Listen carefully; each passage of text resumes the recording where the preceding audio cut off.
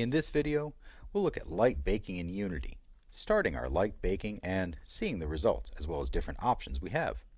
To begin light baking, choose Window and Lighting from the top menu. There are two kinds of light baking available here in Unity. There's Continuous and Manual. Down at the bottom right of the lighting window, there's a checkbox for Auto, and then a drop-down for Build and also for Clearing. To begin light baking then, check Auto, and Unity will start to build the lighting in the scene. As you can see down at the bottom right of the interface, Unity is baking the lighting. We're seeing that blue progress bar and the number of jobs left. We'll start to see the lighting finalize in the scene as Unity gets through this light bake. When it's done, we'll be able to navigate around freely. Keep in mind that because auto light baking is turned on and it's continuous, any changes we make will trigger an update in that lighting. So if you're dealing in a large scene, this may cause a slowdown. However, for our small scene in Zombie Toys, it should go fairly fast. The light baking is almost complete. What we can see here is a change in the softness in the lighting in the room, as the lighting has bounced back and forth correctly between the adjacent surfaces. We're also seeing some slight color pickup, although this is moderated by the overall cool tone in the room. Because we're dealing in continuous light baking, any change we make then will trigger a new light bake. Selecting the stool and moving it over in the scene then will trigger a new round of light baking, and we can see the clustering jobs start again at the bottom.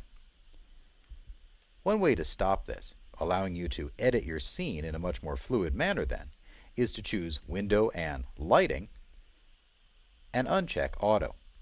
By unchecking this, we'll stop the continuous building of lighting. And if you're dealing in a large scene, this is important.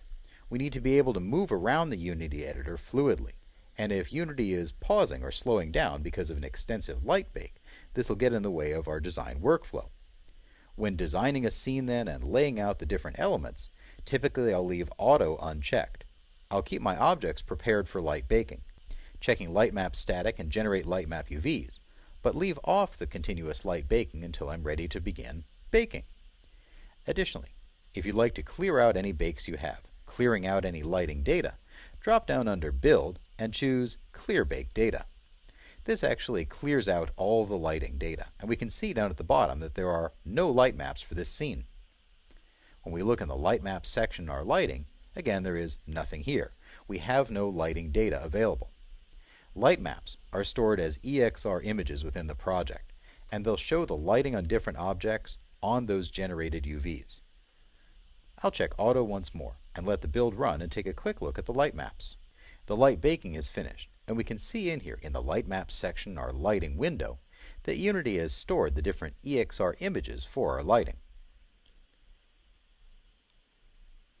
There are different maps available, both for intensity and directionality, and we can see on this the different auto-flattened UVs from our Generate Light Map UVs checkbox.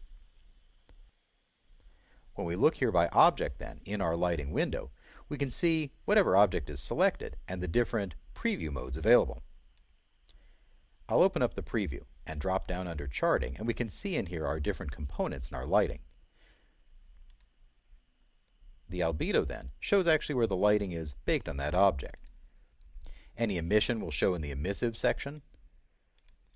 Real-time intensity, faintly visible down here in the bottom left, actually shows where that intensity is greater or lesser. We can see something drastically different for our baked intensity, and these are all different components of our light map that will affect how this looks in the scene. Now that the light mapping is done, our light map is static. It is baked and ready for play. We're not going to see a computational hit from the lighting, as it's simply loaded when this scene loads, instead of being calculated as the scene is played. The next step is to set up light probes, and this will let dynamic objects, things moving around the scene, sample the baked lighting at different points and look like they're matching into that lighting.